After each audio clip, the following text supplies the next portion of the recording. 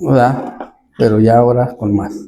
Y gracias a Dios que nos permite verlos y también vamos a abrir nuestras Biblias pues allí en Números capítulo, el mismo capítulo de la semana pasada, no lo terminamos, el capítulo 6 del voto de los nazareos.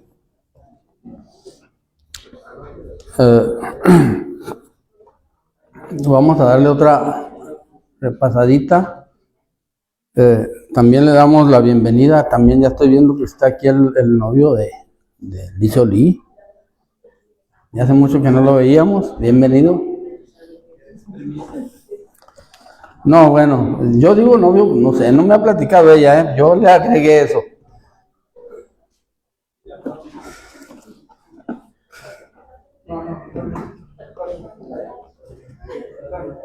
Ya ves.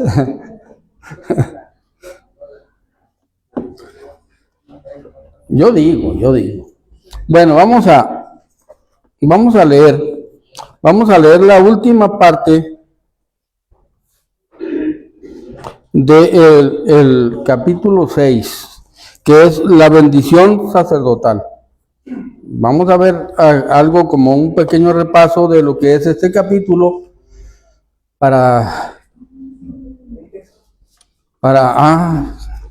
bueno, antes pues, vamos, ya ven, por hablar de más salud se me va la onda. El texto, vamos a decir el texto, que dice que, estando persuadido de esto, que el que comenzó en vosotros la buena obra, la perfeccionará hasta el día de Jesucristo. Filipenses 1:6. Ahora sí vamos a leer, todos juntos vamos a leer la última porción del Números 6, que es del 22, del versículo 22.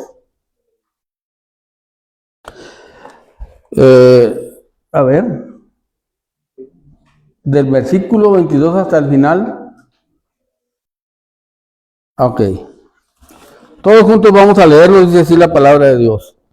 Jehová habló a Moisés diciendo, habla a Aarón y a sus hijos y diles, así bendeciréis a los hijos de Israel, diciéndoles, Jehová te bendiga y te guarde, Jehová haga resplandecer tu rostro sobre ti, y tenga de ti misericordia, Jehová alce sobre ti su rostro y ponga en ti paz.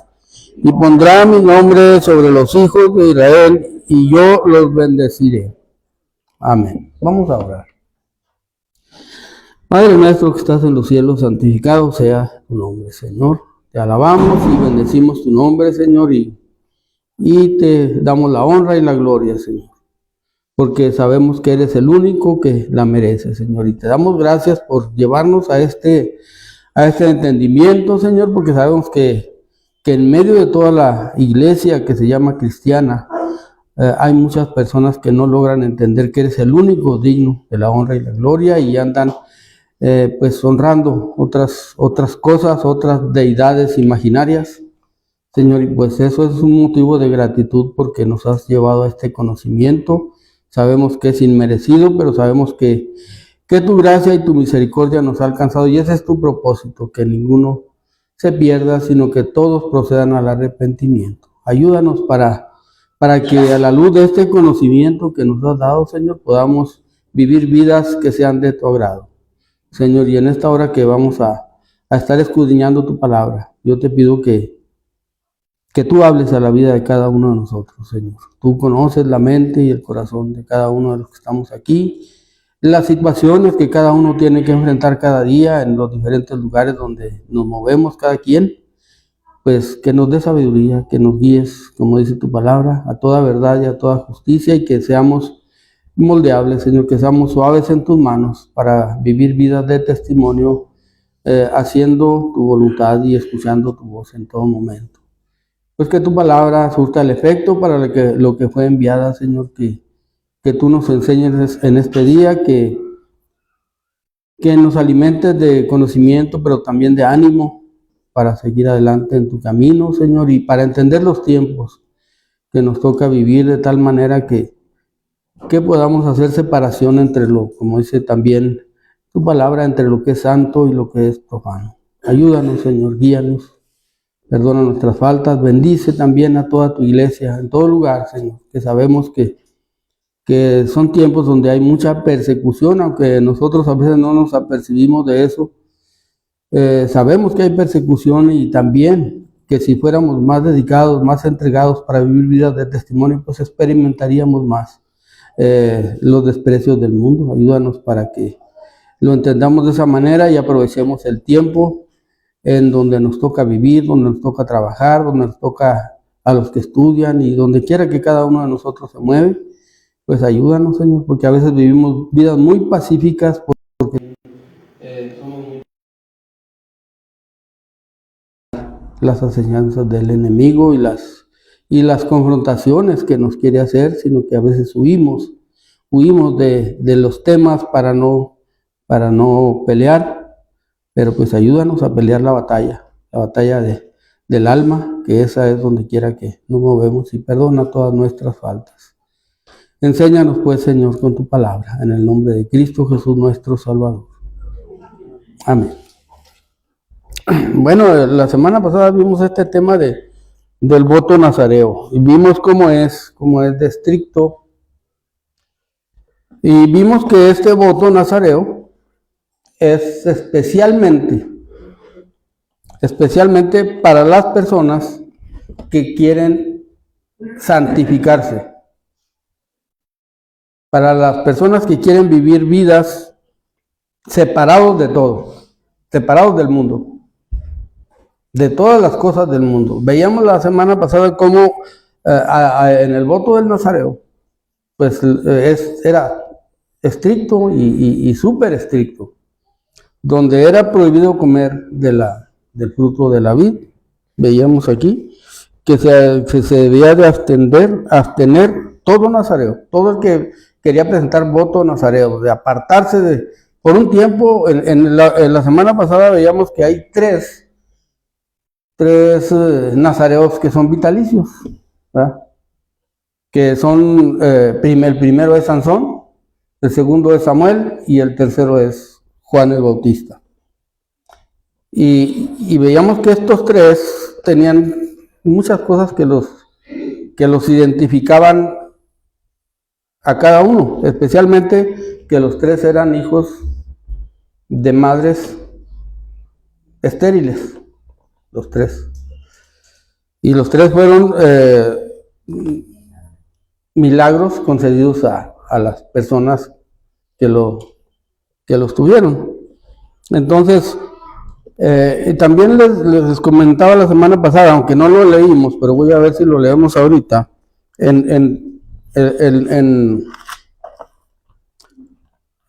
aquí en Jueces, en el nacimiento de Sansón les decía que también había una mujer, y esta es la mamá de Sansón, que dice en Jueces 13:4, dice que cuando ya se le anunció, le dice, el versículo 3 dice: a esta mujer apareció el ángel de Jehová y le dijo: he aquí que tú eres estéril y nunca has tenido hijos, pero concebirás y darás a luz un hijo.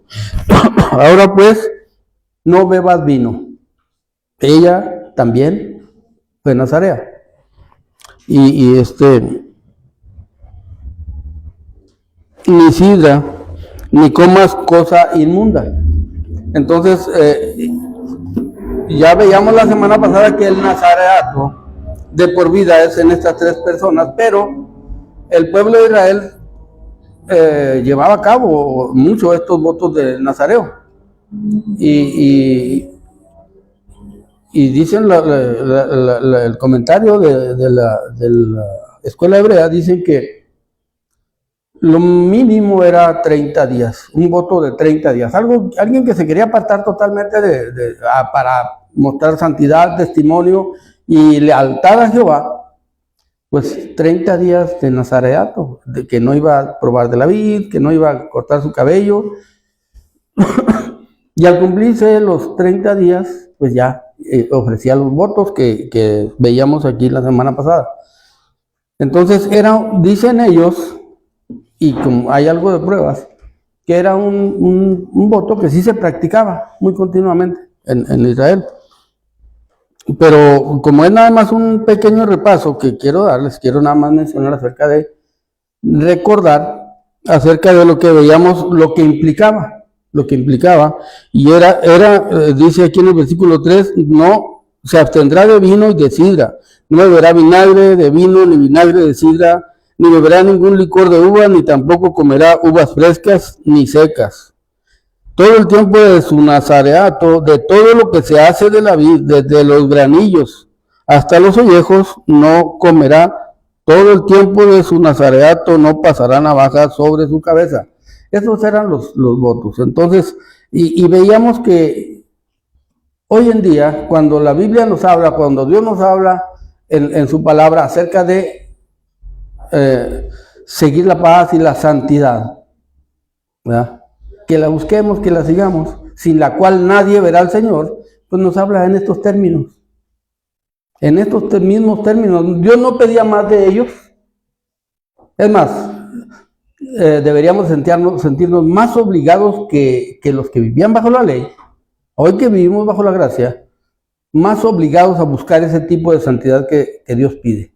No de tenernos de comer uvas o el ollejo o la semillita de la uva, no, sino tener un discernimiento que nos lleve a apartarnos de cualquier cosa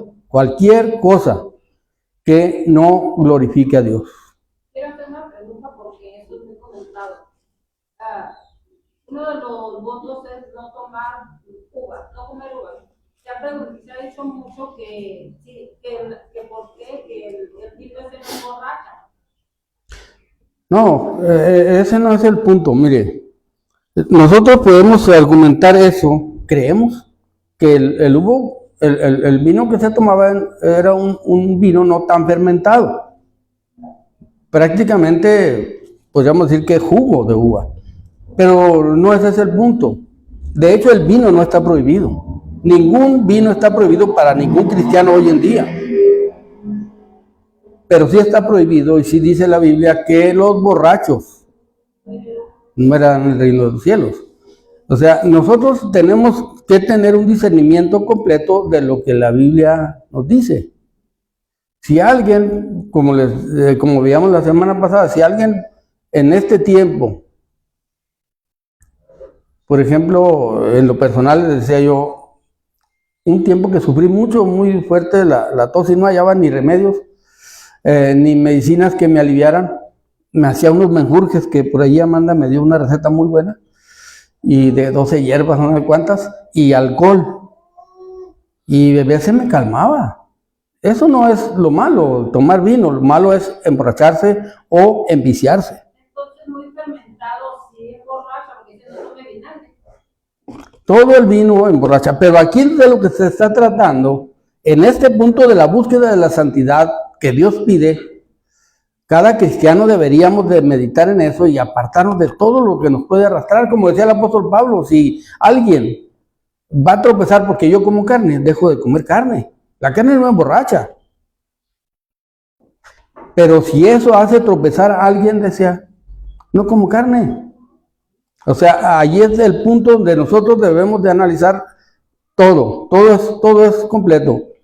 Las personas con las que vivimos, las personas que nos rodean, a las que les queremos testificar, ¿qué tipo de personas son?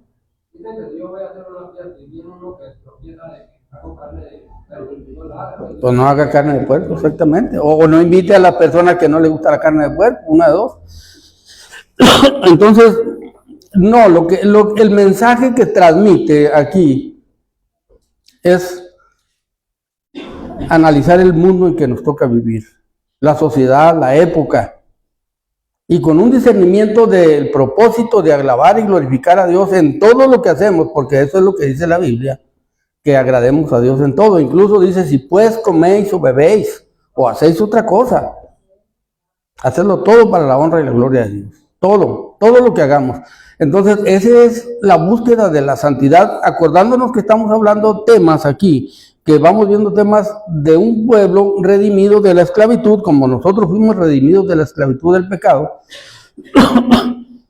y que están ahorita conviviendo directamente con Dios, no más directamente que nosotros, pero directamente igual que nosotros, están conviviendo con Dios como su rey, como su gobernante, como su presidente de la república.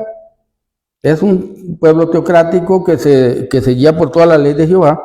Entonces, vivir una vida que vaya a la altura del Dios que estamos viendo aquí 3 veces santo.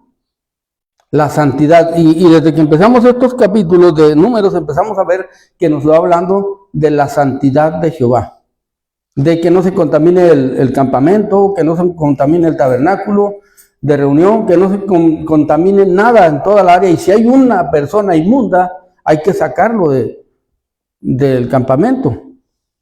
Entonces, no es porque un leproso fuera un pecador que no tenía redención, sino porque estaban viviendo en un campamento donde el que estaba en el centro de ese campamento es el Dios santo, 3 veces santo, donde nadie podía acercarse sin autorización. Solamente, ya vimos todo el orden, eso es lo que venimos aquí. Como los hijos de Aarón, el sacerdocio, eran los únicos que podrían visitar el lugar santo, y en el caso del sumo sacerdote, el lugar santísimo. Y sin autorización dentro del tabernáculo, aún los levitas que eran sus ayudantes o sus servidores, vimos que Dios le entregó a todos los levitas, a Aarón y a sus 2 hijos, ¿cómo se llaman? Eleazar e Itamar. Les entregó a todos los levitas para que estuvieran a su servicio, pero ellos organizaban a todos los levitas. En realidad el culto se dirigía específicamente por Aarón y, ¿cómo se llama? ¿Cómo dije? Eleazar e Itamar. Ellos eran los dirigentes de todo a todo, y eso lo hemos venido viendo, cómo las cargas se dividieron, las responsabilidades de cuando se vaya a trasladar el campamento, se dividieron entre estas 3 personas. Nada más, ellos son los que dirigen todo. Los hijos de Aarón, la línea de Aarón. Todos son cuatitas, vimos, los que están ahí, pero ellos son los dirigentes de todos los levitas. Entonces, nada más ellos pueden entrar hasta el lugar santísimo. Y vemos cómo todos los demás estaban sirviéndoles a ellos, pero a la orden de ellos. Y eso hemos visto que son tipos y sombras, ¿verdad?, de lo que es Cristo hoy para nosotros. Todo lo que es el templo, todo lo que son los muebles, todo lo que está dentro del tabernáculo de reunión. Entonces, pero hoy nosotros que vivimos en los tiempos de la gracia, pues tenemos a nuestro sumo sacerdote, y todos los demás, todos los demás, desde el más chico hasta el más grande de los que se llamen o sean cristianos, entramos en el servicio del tabernáculo de reunión, pero todos dirigidos por el sumo sacerdote, que es Cristo Jesús.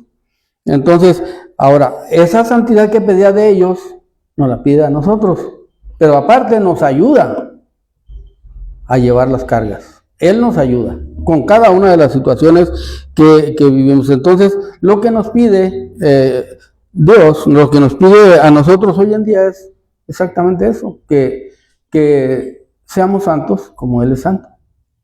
¿Y cómo podemos ser santos? Permaneciendo en Él.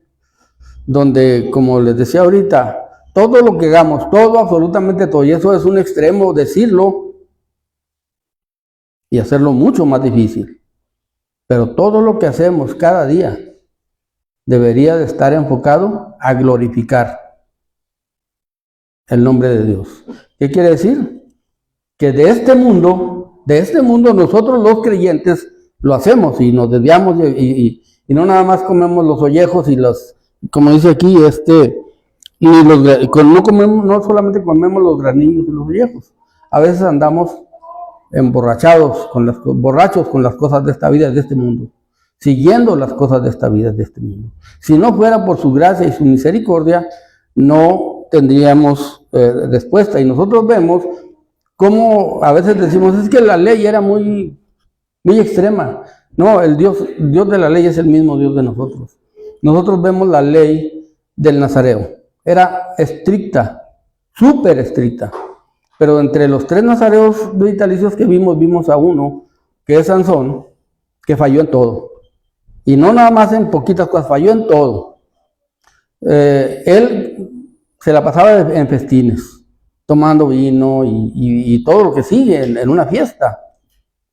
Se arrimaba a un muerto sin pudor, como si no fuera un hombre llamado a la santidad. Lo vimos cuando se arrimó a comerse la miel del león. Entonces, pero fue más allá, fue mucho más allá. Llegó el momento en que tuvo en poco su testimonio abierto, externo, que era su pelo. Y le dijo a aquella mujer, ¿a quién era? A Dalila. Le dijo, no, pues es que la verdad es que si me cortan el pelo, ¿por qué era el pelo? Porque ya no le quedaba nada más. A Sansón ya no le quedaba absolutamente nada más de lo que era un voto nazareo, ya no le quedaba nomás que el pelo largo. Entonces, por eso cuando le quitaron el pelo, quedó débil, ya no tenía nada. Ahora sí ya no tenía nada. Y Dios nos muestra cómo es su misericordia todavía ahí. Sansón desobedeció ahora sí, cuando le cortaron el pelo en todo. ¿Y qué hizo Dios? Lo desechó, lo desfuerzó. Su espíritu se apartó de él. Pero vemos que en el último momento, Sansón se acordó como el hijo pródigo. Se acordó que estaba caído, que había desobedecido en todo. Y le pidió perdón a Dios. ¿Y qué hizo Dios? Lo perdonó. Le pidió, le dio una petición. Le dijo, concédeme que muera yo con los filisteos. Concédeme fuerzas para hacer venganza. Y cuando vemos que Dios se lo concede, es porque Dios vio su corazón arrepentido, lo perdonó. Y entonces Sansón hizo una de las hazañas más grandes que dice la Biblia. Fue cuando murieron más enemigos de Israel, a la hora que tomó las columnas del edificio donde estaban, y todos murieron. Es lo mismo hoy en día, así como hoy en día, miren, los cristianos somos desleales, somos descuidados. No es un consejo para ser descuidados, esto que estamos viendo es para que nos pongamos más atentos cada día a Dios, a su palabra, a sus propósitos. Pero también vemos que hay una posibilidad, que nunca estamos desechados para siempre, como dice Jeremías, ¿verdad? Porque nunca decayeron sus misericordias, y nuevas son cada mañana, y grande es tu fidelidad, dice Jeremías, en Lamentaciones 3. Yo pienso que el Dios del Nazareato era un prototipo del pecado del huerto del Edén, donde era un voto de agradar a Dios en todo, y desobedecerlo era lo mismo que hizo Adán y Eva, exactamente lo mismo. Exactamente, y eso es lo mismo que hacemos nosotros en muchas ocasiones, ¿verdad? No al extremo de apostatar, pero sí de menospreciar la gracia. Hoy que tenemos la gracia de Dios en nuestras vidas. Entonces, hoy pasa lo mismo. Hay muchas personas que viven vidas desacomodadas en el propósito de Dios, siendo creyentes. Pero si buscan esta reconciliación que buscó Sansón, hay perdón. Y la prueba está en que Sansón, en Hebreos 11, ¿qué es? En Hebreos 11, cuando habla de los hombres de la fe, al final del capítulo 11 de Hebreos, dice que, déjenme ver si lo hallo, Hebreos.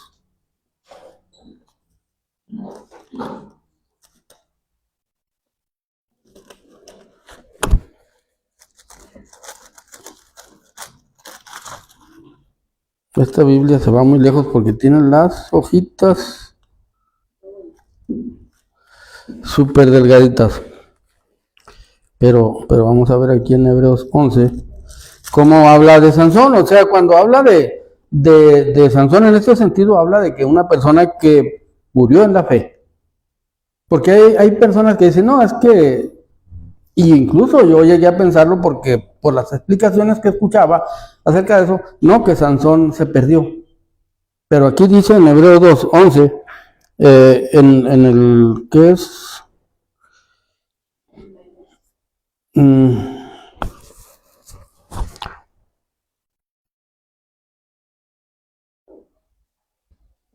32 dijo. ¿Y qué más digo? Porque el tiempo me faltaría contando de Gedeón, de Barak, de Sansón y de Jefté, de David, así como de Samuel y de los profetas. Y de Sansón dice, por la fe conquistaron reinos. ¿Ya? Cuando habla de que por la fe conquistaron reinos, habla de Gedeón. Cuando hicieron justicia, dice, habla de Jefté, no habla de Barak. Y sí conocemos la guerra de Barak.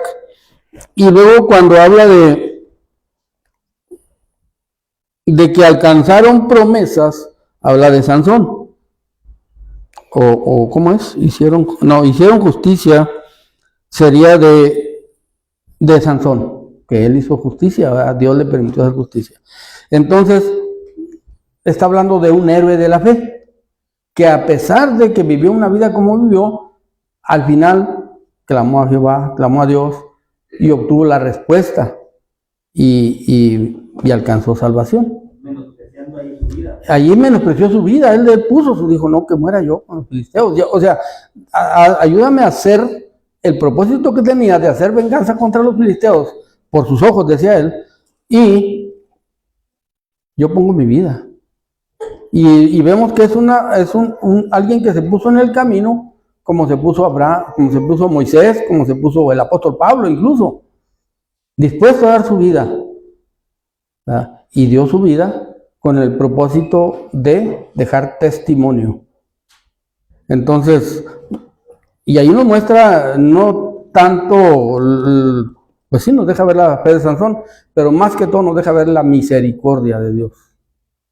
¿Hasta dónde tiene alcance la misericordia de Dios cuando nosotros nos humillamos delante de Él? Y reconocemos nuestras faltas, nuestros pecados, que son cada día, y Él nos va a perdonar. Y digo esto porque a veces nosotros nos martirizan cosas, pero nosotros debemos de anclarnos en la misericordia de Dios, en lo que Dios tiene para darnos y quiere darnos cada día, ¿verdad? Entonces, eso es lo que vemos. Y nada más como ejemplo, quiero que veamos acerca del nazareato en el Nuevo Testamento, que es en Hechos.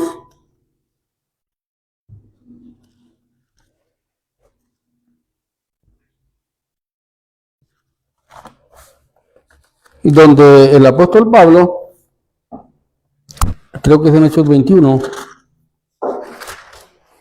sí, en Hechos 21 habla de votos que se hacían en el pueblo de Israel, aseguran los rabinos hebreos que se trataba de votos de nazareos, por cómo se tenía que llevar a cabo la entrega de esos votos. Dice en Hechos 21, en el versículo 22, dice, ¿qué hay pues? La multitud se reunirá de cierto porque oirán que has venido. Esto le están diciendo los dirigentes de Santiago, los cristianos, a Pablo, acerca de que todos decían que andaba fuera de la ley y predicando cosas que no, en contra de la ley. Entonces le dijeron, ¿qué hay pues? La multitud se reunirá de cierto porque oirán que has venido. Haz pues esto que te decimos. Hay entre nosotros 4 hombres que tienen obligación de cumplir voto. Tómalos contigo, purifícate con ellos, porque él venía a presentar voto. Ahorita lo vamos a ver. Con ellos y paga sus gastos para que se resuren la cabeza y todos comprenderán que no hay nada de lo que se les informó acerca de ti, sino que tú también andas ordenadamente guardando la ley. Y como les comentaba la semana pasada, dicen los rabinos, o dicen los comentaristas de Hebreos, que el apóstol Pablo cumplía estos votos con un propósito. Sí, sí era de la ley, sí todavía era una promesa que había en la ley, y Pablo aprovechaba esa oportunidad para poder venir a Jerusalén, convivir con los apóstoles y tomar acuerdos, porque eso es lo que hemos visto que sucedió. Y aparte, mantener el testimonio, ¿verdad?, de que él era judío, que venía de ascendencia judía, y dar testimonio de la fe. Nosotros sabemos una cosa. Hoy nosotros hablamos de la iglesia gentil porque pues es la más grande. La verdad, si la comparamos cantidades, pues la iglesia gentil es más que viene de los gentiles, porque en realidad no somos ya gentiles, es más grande que la iglesia que pueda haber en judía. De donde quiera que lo veamos, porque hay el mundo externo a los judíos es muchísima más gente. Ellos son una pequeña, un pequeño remanente, pero ahí está la iglesia cristiana, y hay judíos cristianos, permanecen judíos cristianos allí. Pero en este momento que estamos viendo aquí, todo dependía de la iglesia que nació entre los judíos en Jerusalén. Entonces la iglesia cristiana nació en Jerusalén. Eso nadie lo va a poder cambiar nunca. Nunca lo va a poder cambiar. Por eso aplica lo que Pablo decía, ¿verdad? No me avergüenzo del evangelio porque es poder de Dios. Al judío primeramente y también al griego o a los gentiles. ¿Por qué? Porque la iglesia nació en Israel, en Jerusalén específicamente. Es judía, los apóstoles.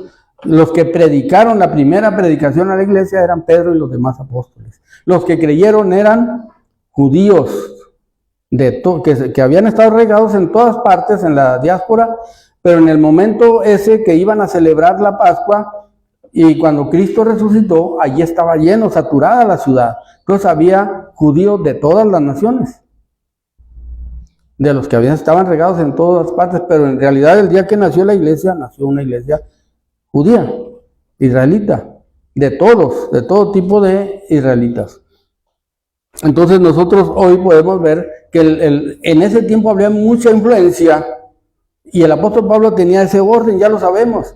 Siempre que llegaba a una ciudad, ¿a dónde llegaba? Ya sabemos, llegaba a la sinagoga de los judíos. Esa era su llegada a todas partes donde él llegaba.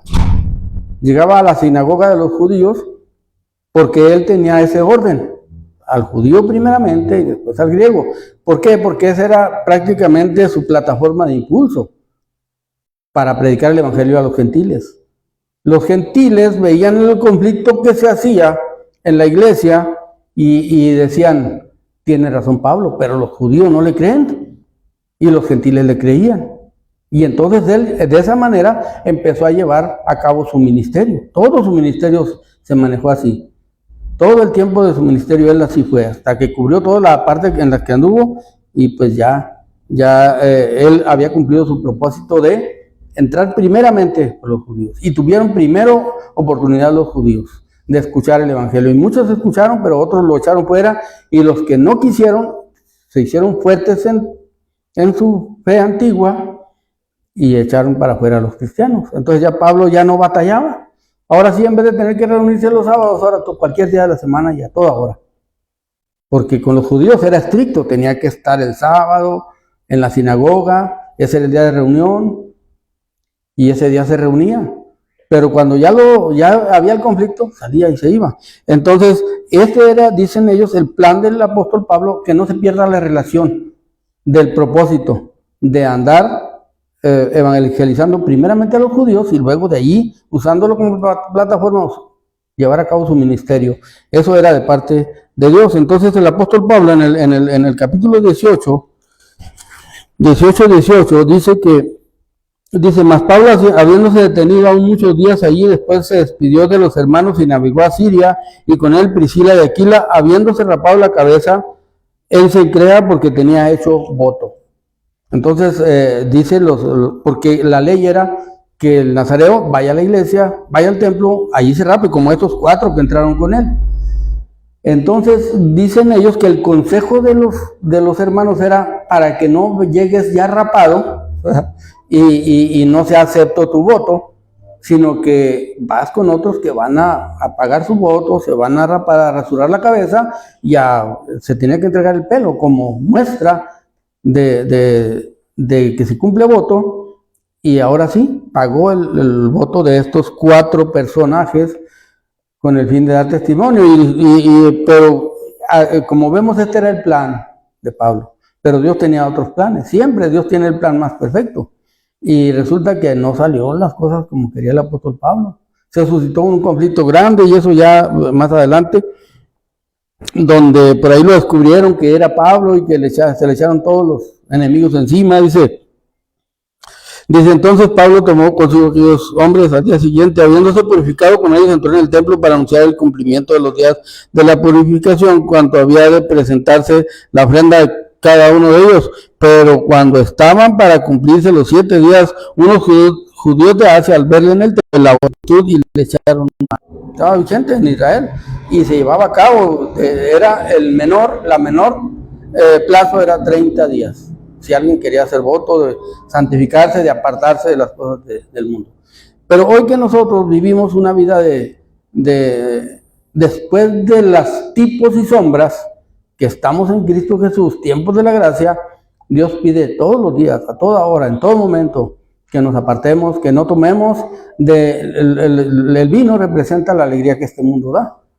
Y no es que sea malo, eso se practicaba siempre.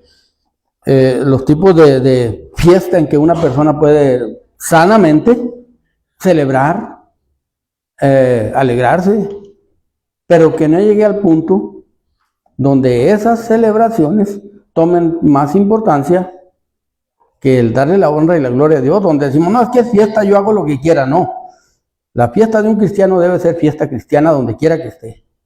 Pero antes eran ceremonias que se daban. Sí, eran muchas cosas, pero aún hoy en día las fiestas, si nosotros no nos cuidamos, empezamos a tomar, empezamos por los ollejos, luego por las semillitas, luego ya la uva completa, y después ahora fermentada. No hay problema.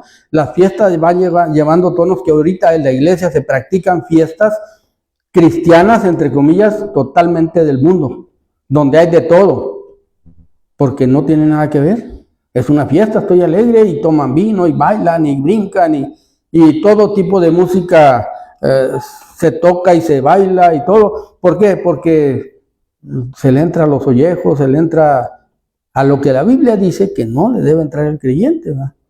Entonces, eso es lo que dice aquí. Entonces dice aquí, ya para continuar pues esto es la parte del nazareato, donde hoy nos alcanza totalmente lo que es los fundamentos, los principios de esta enseñanza que era para el pueblo de Israel, nos alcanzan hoy, pero con Cristo como sumo sacerdote, ¿verdad? Y nosotros como sacerdotes. Dice el apóstol Pedro que nosotros somos real sacerdocio, pueblo adquirido por Dios.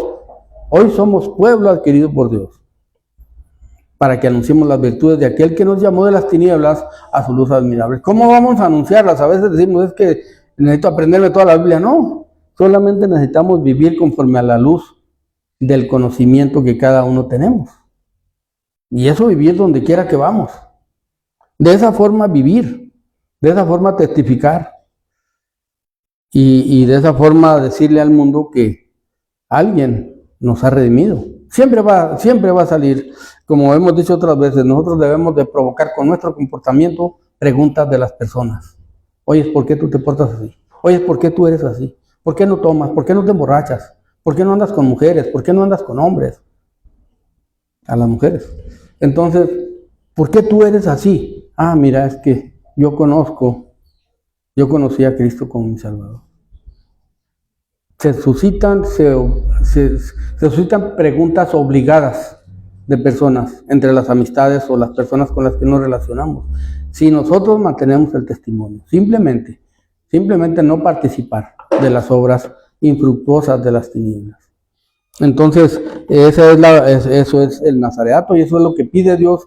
Como les decía la semana pasada, Dios no pide menos de nosotros que de lo que pedía de los nazareos. Eso pide de nosotros, que nosotros nos apartemos también. Entonces dice, ¿dónde estamos? En el capítulo 6, que leímos esta parte de la bendición del sumo sacerdote. Entonces dice, ya para terminarlo, esta es la ley del nazareo en el versículo 21 del capítulo 6. Esta es la ley del nazareo, que hiciere voto de su ofrenda a Jehová por su nazareato, además de lo que sus recursos le permiten, según el voto que hiciere, así hará conforme a la ley del nazareato. Y luego enseguida da instrucciones, Dios le da instrucciones a Moisés, para que le diga a Aarón, ¿verdad? Dice, Jehová habló a Moisés diciendo, habla a Aarón y a sus hijos y diles, así bendeciréis a los hijos de Israel. Como hemos visto, el sacerdocio era tipo y sombra de lo que es Cristo hoy para nosotros. Ellos representaban todo lo que es Cristo en tipos y sombras. Intermediarios, eran intermediarios entre Dios y el pueblo, ¿verdad? Y entre el pueblo y Dios. Eran intermediarios. Nosotros vimos desde la formación del tabernáculo de reunión cómo todas las tribus quedaron alrededor, pero en 4 campamentos, pero en el centro, la parte del centro, los levitas quedaron alrededor del tabernáculo de reunión, todos los levitas. Entre esos levitas estaban, enfrente de la entrada, lo vimos, estaban Aarón y Moisés, o Moisés y Aarón y los hijos de Aarón, que eran los sacerdotes. Entonces ellos quedaron enfrente de la puerta, como el centro del centro de la representación. Sí eran todos los levitas, pero vimos que el sacerdocio de Aarón es el que es el intermediario directo entre Dios y el pueblo. Entonces vemos que es el tipo, vemos que es tipo y sombra de lo que es Cristo hoy para nosotros. Hoy que nosotros vivimos en la realidad de lo que aquellas sombras tipificaban, perdón, no debemos ser más descuidados, sino menos descuidados de lo que era el pueblo de Israel. Pero también se nos facilita mucho porque nosotros podemos ir confiadamente, dice Hebreos, al trono de la gracia, para alcanzar misericordia y hallar gracia para el oportuno socorro. Cada uno de nosotros en cualquier situación de necesidad, de desobediencia que hemos hecho, cada uno de nosotros tenemos la facilidad de que si no agredimos a otra persona, directamente, si no le faltamos a otra persona directamente o físicamente, o no nos burlamos de ellos directamente, podemos acudir directamente al trono de la gracia para buscar el auxilio de parte de Dios. Esa ventaja no la tenían ellos. Ellos tenían que ir públicamente hasta el altar de bronce para llevar sus ofrendas públicamente. Pero también nosotros, si llegamos al punto de agredir y ofender a una persona o dañar a una persona, pues ya vimos que hay que restituir. Eso lo tenemos que hacer. Entonces, pero aquí nosotros vemos cómo está de intermediarios ante el pueblo de Israel. Están de intermediarios ellos. Y Dios les da una forma de bendición, ¿verdad? Entonces, en estos versículos vamos a ver una lista de cosas que el sumo sacerdote y los sacerdotes van o deben de proferir o mencionar, ¿verdad? O anunciar o impartirle al pueblo de Israel, mostrándoles que Dios siempre está deseando hacerles bien, que no están como enemigos, que ellos no están como enemigos, sino están para anunciarles los beneficios que Dios tiene para ellos. Y nosotros vemos eso y a veces nos pasa eso y tenemos que ir dejando todo lo que llegue al punto que raye en los límites de querer agredir a la gente cuando estamos hablando de la palabra de Dios. Eso lo tenemos que aprender, tanto aquí como donde quiera que nos movamos delante de las personas a las que les queremos testificar de Cristo. Dios le dijo a Aarón, ustedes están con un propósito de bendecir al pueblo, de ser de bendición, de ser de beneficio como intermediarios. ¿Por qué? Porque tipificaban al que iba a traer la bendición más grande del mundo, que nunca en la vida harían nada con el fin de dañar a nadie, sino al contrario, siempre queriendo beneficiar con sus palabras y con sus hechos, y ese es Cristo Jesús, ¿verdad? Y por eso la gracia nos da beneficios inigualables a nosotros, porque siempre que vayamos a Él, arrepentidos de todo corazón, siempre su respuesta va a ser de positiva, de perdón. Lógicamente Él sí conoce los corazones, Él conoce los pensamientos, dice la Biblia, claramente, que no hay nada que se esconda de su presencia. Entonces, vemos que ellos tenían que impartirle una bendición al pueblo, tenían que instruir al pueblo en cuanto a todos los beneficios que tenían, y tenía que ser impartida por un sacerdote. Y esto es lo que dice aquí acerca de esto. Dice, primero en el versículo 24 dice, Jehová te bendiga y te guarde. Esto es algo muy importante, ¿verdad?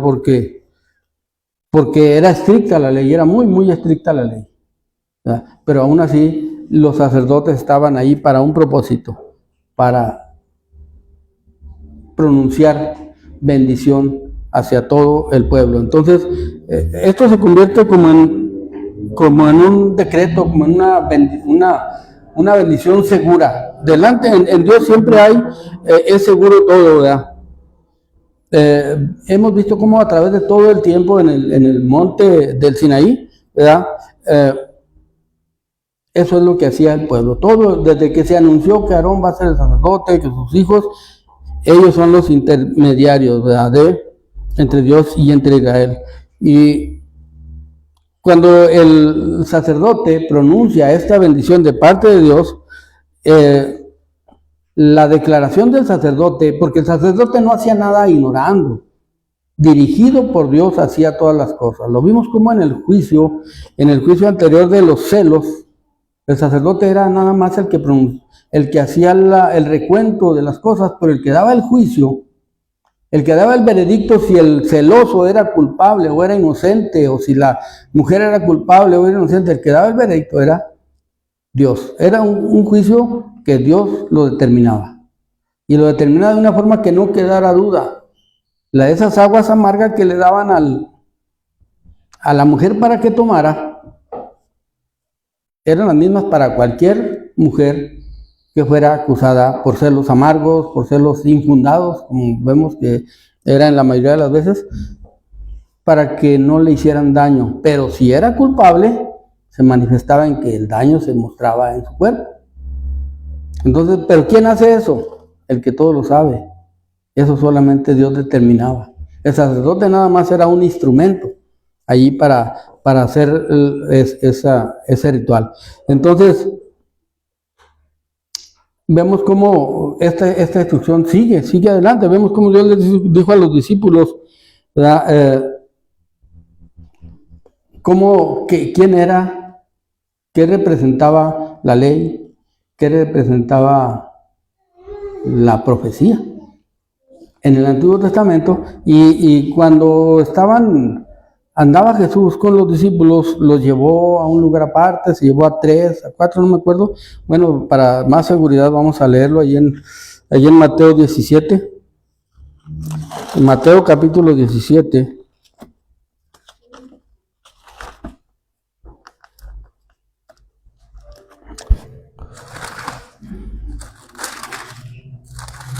Mateo capítulo 17, 5.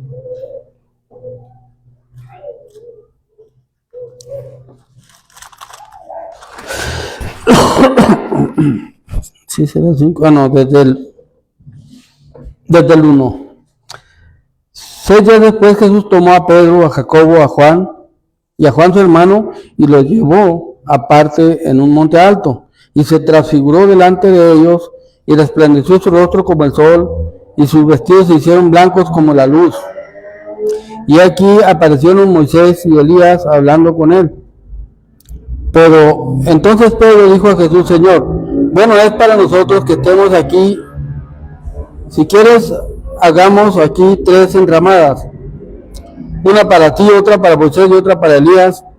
Y mientras él hablaba, una nube de luz los cubrió, y aquí una voz desde la nube que decía: este es mi Hijo amado, en quien tengo complacencia, a él oíd.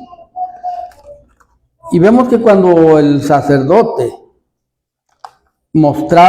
se presentaba ante el pueblo para pronunciar la bendición que estamos viendo aquí, que le va a decir: Jehová te bendiga y te guarde, es el sacerdote dirigido por Dios, por un Dios complacido con el pueblo. Estaba contento con el pueblo. Nosotros sabemos que en este momento que estamos viendo aquí, el pueblo de Israel es un pueblo, como veíamos la semana pasada, un pueblo recién, como un hijo recién nacido en Cristo Jesús, ¿verdad? Como un niño. Tenían 1 año de nacidos, de ser liberados. No tenían mucho tiempo, tenían 1 año. Nosotros a veces vemos a gente convertida al Evangelio y quisiéramos exigirles que se comporten como personas infalibles delante de Dios, y de hecho una persona que anda en su primer amor hace todo lo posible por portarse bien, pero trae muchas cosas que viene arrastrando. El pueblo de Israel traía mucha idolatría, mucha práctica de idolatría de hacía un año. La semana que entra vamos a ver cómo es, porque apenas aquí estamos en esta parte, como vimos cuando empezamos número, apenas tenemos un año y está corriendo el primer mes. 1 año y 1 mes. Eso es lo que vimos de la trayectoria, todo lo que pasaron en el Sinaí, cuando vimos el Éxodo, pero también lo que pasaron en Levítico, que pasó 1 mes. Todo el Levítico pasó en 1 mes. Todo lo que se narró en Levítico pasó en 1 mes. Entonces tenemos aquí 1 año y 1 mes. El pueblo de Israel tiene 1 año y 1 mes de conocer a Dios, pero viendo sus maravillas, conociéndolo de todo a todo, de tal manera que hoy estamos viendo, también como comentábamos la semana pasada, los va a soltar. Ya los va a sacar de la andadera. Ya los sacó de la cuna, los va a sacar de la andadera y les va a decir: órale, a caminar por el desierto. Eso ya va a ser en el capítulo 10. Pues vamos en el 6, 7 apenas. Entonces, ya les va a decir: ahora sí, ya están grandecitos, ya no necesitan, podemos pensar así, ya no necesitan pañal, ya no necesitan andadera. Ahora, a caminar. Todavía necesitan su lechita. Les voy a seguir dando el maná, les voy a seguir poniendo la sombra, les voy a seguir poniendo la columna de fuego, porque todavía van creciendo. Todavía no son adultos en la fe, de tal manera que se les pueda exigir todo, pero ya tienen un conocimiento pleno, un razonamiento de las cosas. Ahora les toca peregrinar por el desierto, ahora es lo que van a tener que hacer. Pero antes de eso, Dios les dijo a Moisés: darles instrucción de la bendición que está sobre ellos cada día, de lo que cada día derramo yo sobre ellos, de la bendición que hay. Y al nombrarlo, al estar mencionando a Aarón esto, estaba mencionándolo totalmente directamente de parte de Dios, porque es el representante. Entonces le dice: Jehová te bendiga y te guarde. Eso muestra la complacencia de Dios con el pueblo de Israel, y es lo que Cristo le dijo a los discípulos: este es mi Hijo amado, en quien tengo complacencia. Óiganlo a él oír, les dijo a los discípulos. Lo que él diga, eso es. Y más después vemos, o antes ya vimos que Cristo mismo dijo: toda potestad me es dada en el cielo. Ya no se trata del sacerdocio, se trata del sacerdocio del sumo sacerdote, Cristo Jesús. Y cuando eso le dijo Dios no se lo dijo nomás para que lo escuchen. Eso lo dijo porque ellos tenían que impartir esta bendición de ahí en adelante. A toda la gente que le hablen y que le prediquen de la palabra de Dios, tienen que impartir bendición con sus palabras y con sus hechos. El apóstol Pedro y todos los discípulos estaban obligados a guardar el testimonio. ¿Verdad? Y lo mismo que estamos nosotros obligados como hijos de Dios a guardar el testimonio. Si no guardamos el testimonio, nos va a pasar así parecido a lo que le pasó a Sansón. A lo mejor llegamos al cielo, como le dijo Jesús en una de las predicaciones, y tu ojo, ¿verdad?, es ocasión de caer, de pecar, sácalo y échalo de ti. O si tu brazo, o si tu pie, o si tu mano, bueno, es ocasión de caer, córtalo y échalo de ti. Sansón falló mucho, hasta los ojos tuvo que perder, ¿verdad? Hasta los ojos tuvo que perder. El pelo, no se diga, pero los ojos, que era importante también. Entonces, pero aún así, todavía hay esperanza, todavía hay posibilidades, los que conocemos la gracia de Dios. Dios, en todo el consejo de la Biblia, en todo el consejo de la palabra de Dios, Cristo, todo el consejo de Cristo es evitarnos problemas. Quiere evitarnos problemas del tipo de consecuencias terrenales. Siempre. Porque nos está llamando a la santidad, pero aquí dice, el anhelo de Dios es bendecir. El anhelo de Dios es guardarnos. Guardarnos de todas las situaciones. Pero también dice que busquemos la paz con todos, que hagamos la parte que a nosotros nos toca para evitar pues daños colaterales, para evitar que nos vengan cosas, ¿verdad?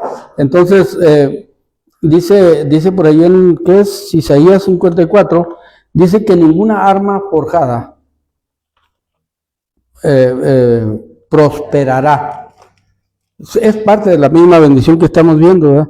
En Isaías 54, ¿qué dije?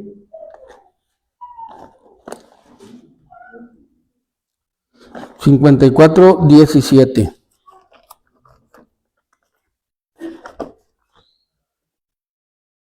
Isaías, Jeremías, Lamentaciones.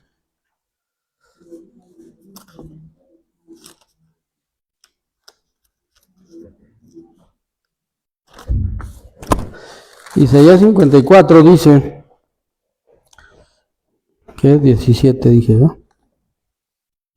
Ninguna arma forjada contra ti prosperará, y condenarás toda lengua que se levante contra ti en juicio. Esta es la herencia de los siervos de Jehová, y su salvación de mí vendrá, dijo Jehová. Entonces, esa es la promesa. Cuando dice aquí en esta parte que nos guarda, y que el anhelo o la expresión que el sumo sacerdote va a expresar hacia el pueblo de Israel es palabra respaldada por Dios. Es el anhelo de Dios, guardarnos, librarnos. No quiere decir que nos va a librar de que no tengamos consecuencias de nuestras acciones, incluso de nuestro servicio a Dios. Nosotros vemos como el apóstol Pablo y Silas, por servir a Dios, por hacer la obra de Dios, pues en Filipo los metieron en la cárcel hasta la parte más fea que había en la cárcel, pero a ellos no se les acabó la paz, el gozo. No quiere decir que Dios nos va a librar de sufrir, no, sí vamos a sufrir.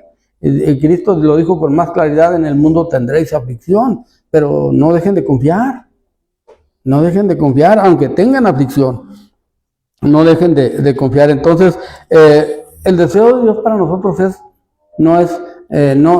no lo inventó ni López Obrador, como les dice otra vez, ni Claudia Sheinbaum.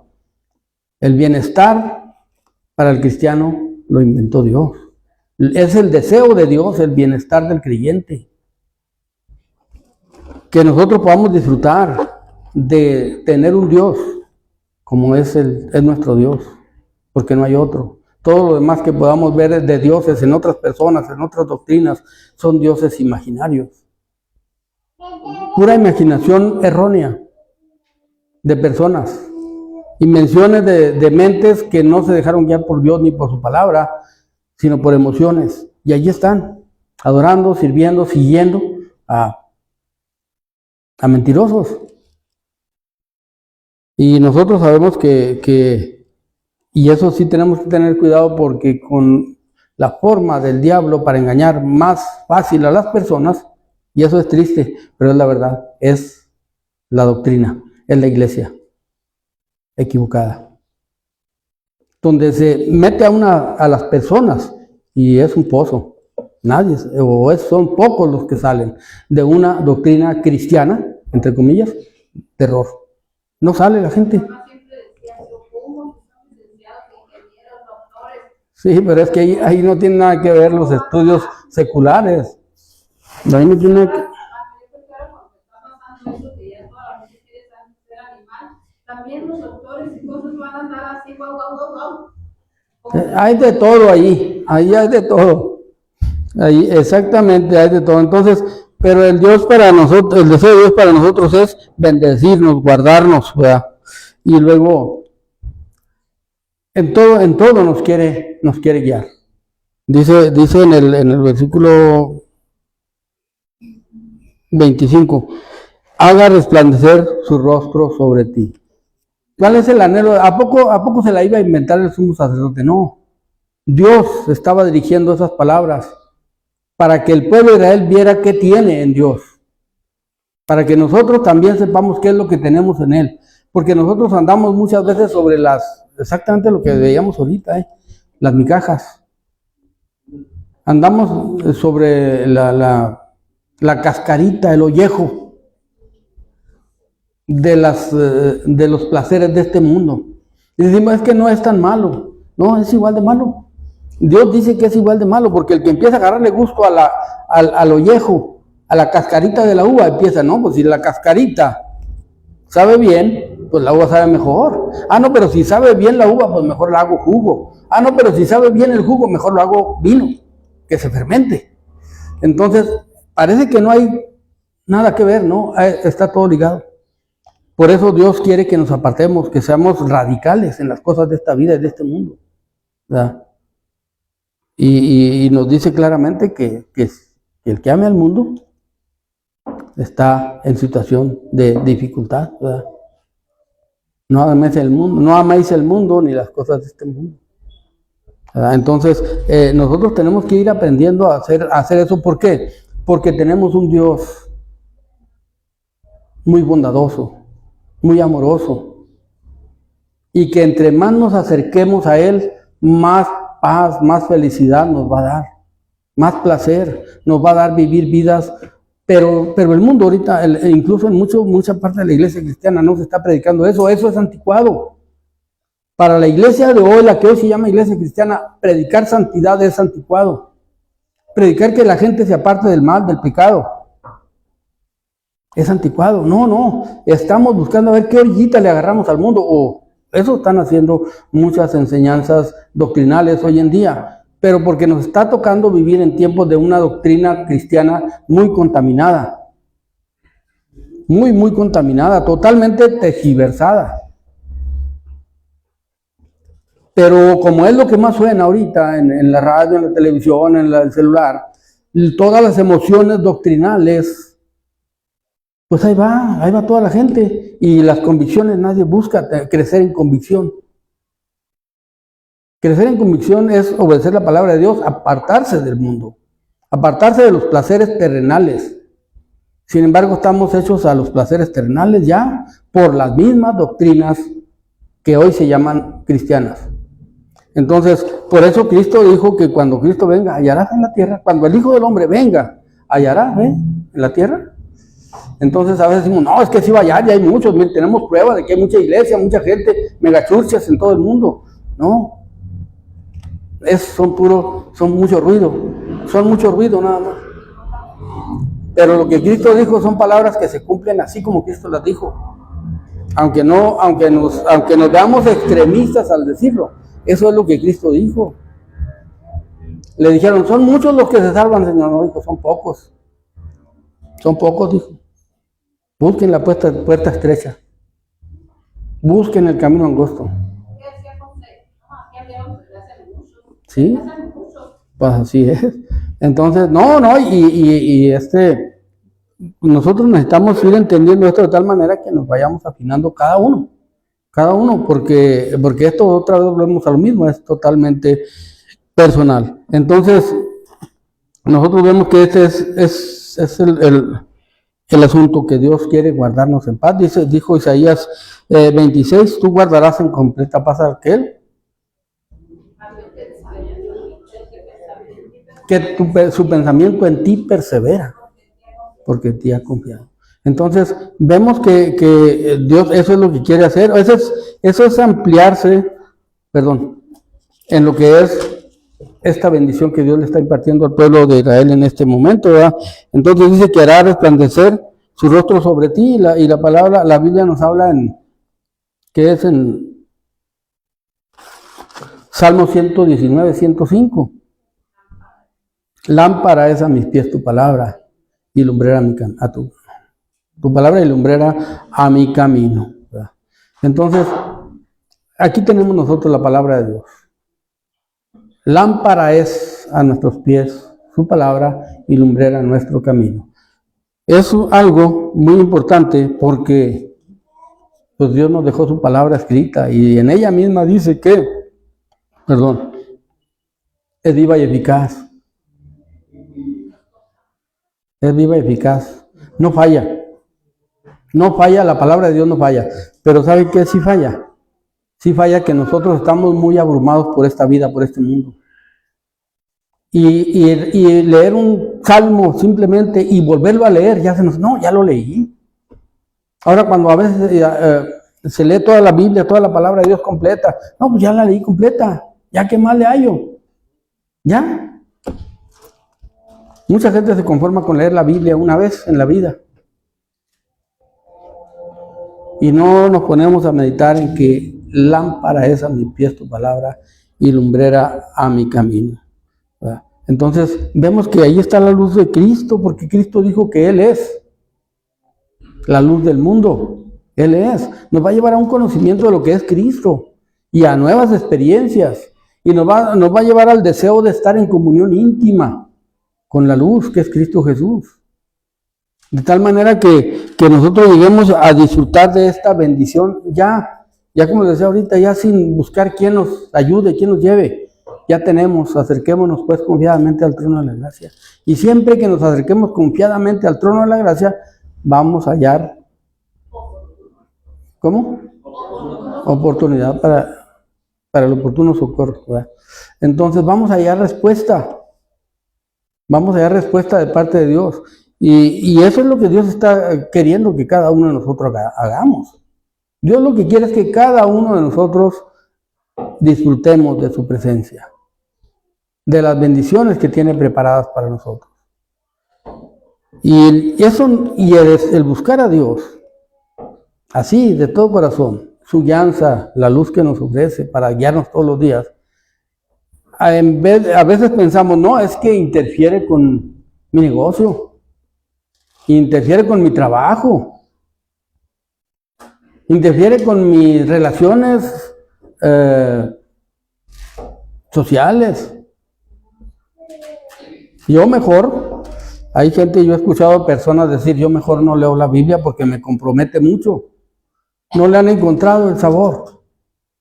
No le han encontrado el sabor a la palabra de Dios. Y nosotros muchas veces estamos sin sabor también. De tal manera que nos podemos divertir en cualquier cosa. Podemos disfrutar cualquier cosa, hasta mentiras. Pero disfrutar de escudriñar la palabra de Dios, de meditar en la palabra de Dios, de vivir en comunión íntima, en oración con Dios. No, pues es que eso. Y miren, cuando lo analizamos a la luz de lo secular, es mucha pérdida de tiempo leer la Biblia. Y no la leemos porque ese sentir hay inconscientemente de nosotros. Leer la Biblia es pérdida de tiempo. Miren, leer 10 capítulos de los que son más o menos de un estándar normal de tamaño. Leer 10, 15 capítulos se lleva uno casi una hora. Entonces, si no lo estamos leyendo, disfrutando, ¿verdad?, bebiendo del beneficio que tiene, pues es un sacrificio, es una pérdida de tiempo. Uno dice, en una hora yo cuánto gano. Y imagínense los que están en Estados Unidos que ganan a $20, a $50 la hora, o a $100 la hora. No, es una hora de lectura, son $100, no, yo mejor trabajo una hora por $100 y porque es pérdida de tiempo. ¿Por qué es pérdida de tiempo? Porque la palabra de la cruz, dice 1 Corintios 1:18 por ahí, es locura. para los que se pierden. Es locura, es pérdida. Y quiera que no, los cristianos de hoy en día estamos muy influenciados por el secular, por lo secular.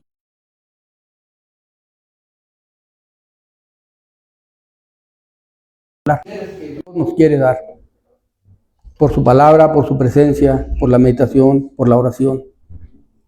¿Por qué? Porque este mundo nos tiene abrumados. Nos tiene abrumados. De tal manera que estamos muy acostumbrados a un cristianismo que se vive hoy sin profundidad. Muy light. Estamos hechos a eso. Y eso no es que sea una casualidad. Eso está profetizado por los apóstoles, por los profetas y por Cristo mismo. ¿Verdad? Que el mundo se iba a estar descuidado totalmente en estos tiempos. Entonces, es lo que vemos aquí. Dice, haga resplandecer su rostro sobre ti y tenga de ti misericordia. Dice, ¿quién es Jeremías? Como veíamos ahorita.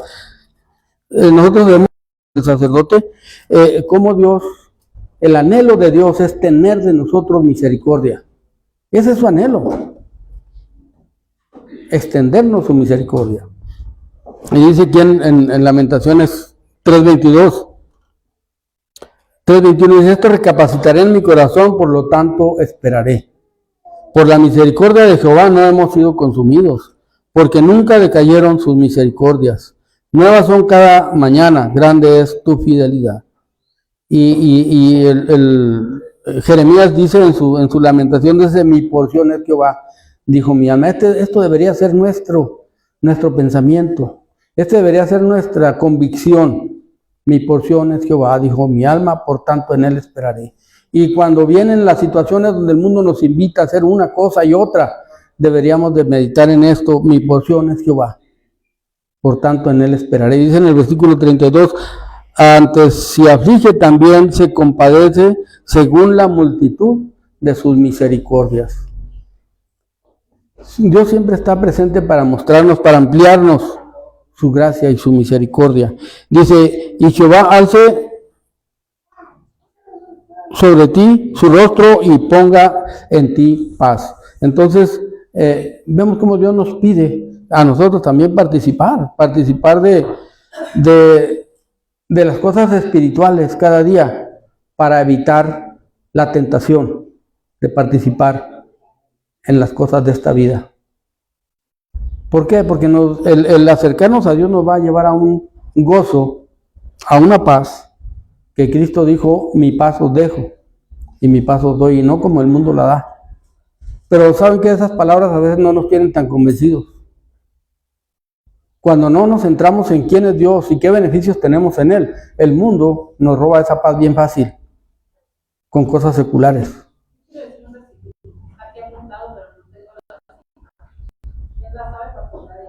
Me sedujiste, Jehová, y fuiste más fuerte que yo. O sea, todavía no somos seducidos por Dios cuando todavía no nos entendemos. Es también aquí mismo, ¿no? En Lamentaciones, pero no me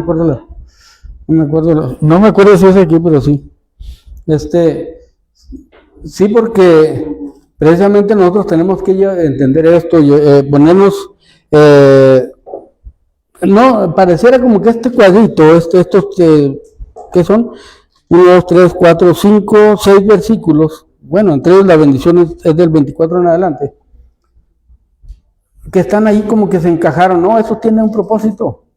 Esto tiene un propósito. Nosotros hemos visto desde que empezamos el libro de Números que Dios va preparando al pueblo de Israel para peregrinar en el desierto. Y en el desierto hay una lucha muy fuerte que ya vimos cómo es. Que van todos por el camino y aún Moisés no llega. Llega nada más Josué y Caleb, de los que son el pueblo. No están mencionados, allí no están incluidos los levitas. De los levitas, nosotros sabemos que Eleazar, y también los sacerdotes, por lo menos Eleazar, repartió el pueblo con Josué. Entonces, no están incluidos. Está todo el pueblo, las 12 tribus mencionadas como el ejército que vimos. ¿Verdad? Pero vemos que, independientemente de eso, vemos que Moisés se quedó a medio camino. Y veíamos cómo es aplicable con el libro de Juan Bunyan, ¿verdad? El de El progreso del peregrino, que van cristiano y si es cristiano, ¿verdad? El evangelista y fiel. Y fiel se queda a medio camino, pero es fiel. Pero de medio camino se lo lleva Dios. Entonces, Moisés eso le pasó. Moisés era un hombre fiel y eso a todas luces queda que era fiel. Pero también nos deja claro su muerte, nos deja claro que era un hombre con fallas. Era fiel como no había ninguno, se cree, allí en Israel, ¿verdad? Pero queda claro, para que nos quede claro, que no era como Cristo. Sí era fiel, pero no como Cristo. Entonces Dios de nosotros no pide la fidelidad exactamente que es la fidelidad de Cristo. Esa nadie la va a tener por sí mismo, pero la tenemos en Cristo. La tenemos en Cristo. Entonces, fiel se que pareciera como que, pues no la hizo fiel. Cuando uno ve el libro del progreso del peregrino, ve que fiel se muere. Y ahí se quedó. Pero Moisés también, ¿verdad?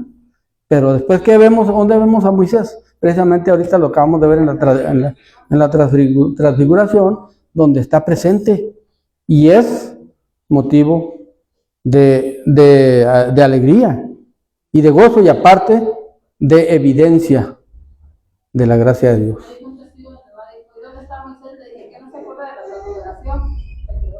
Sí, pues ahí está. Entonces, es lo que vemos aquí en esta parte y esto es lo que nos va mostrando. Porque a veces pensamos, pues se quedaron todos en el desierto, sí, pero sus cuerpos. La Biblia dice sus cuerpos se van a quedar en el desierto. Pero ahí hubo muchos judíos redimidos, de los que murieron. El castigo fue no llegar a la tierra prometida, como tampoco llegó Moisés. Pero sí llegaron muchos a la vida eterna, ¿verdad? Porque se arrepintieron, murieron vagando en el desierto, pero arrepentidos de lo que hicieron.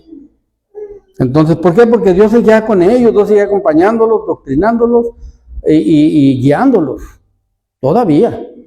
Entonces, eso es lo que alcanzó. Entonces dice, y ponga en ti paz, y pondrás mi nombre sobre los hijos de Israel, y yo los bendeciré. Esa era la obligación del sacerdote, cumplir con su propósito de mediador, como lo hemos visto siempre, tipificando al mediador que es Cristo, ¿verdad?, entre Dios y los hombres hoy en día, y con muchas más facilidades, muchos más beneficios. Bien, pues yo creo que aquí tenemos ya los beneficios de conocer la bendición y de tenerla a nuestro alcance. Ahora nos falta disfrutar la bendición que tenemos en Dios, de Dios en Cristo Jesús, como el sumo sacerdote, y darnos cuenta de que yo creo que todos necesitamos darnos cuenta de eso. No hemos hecho lo que debemos de hacer, pero Dios nos sigue dando oportunidades. Y no nada más por disfrutar, porque eso es la ganancia que tenemos. Vamos a disfrutar de las bendiciones, de la presencia, del gozo, de la alegría, de vivir vidas que testifican de Cristo. Pero también para alabar y glorificar su nombre, para testificar ante el mundo de lo que Él ha hecho en nuestras vidas, y que otras personas puedan llegar a este conocimiento, a este beneficio, donde hay un mundo lleno de bruma y de confusión, aún en el que hoy se llama cristianismo. Pero ahí es donde nos toca brillar como luminares, como dice el apóstol Pedro, ¿verdad? Entonces, porque Dios nos ha tomado hoy como su pueblo. Hoy somos nosotros el pueblo de Dios. Eso dice el apóstol Pedro, ¿verdad? En 1 de Pedro 2. Dice que 1 de Pedro 2, 9.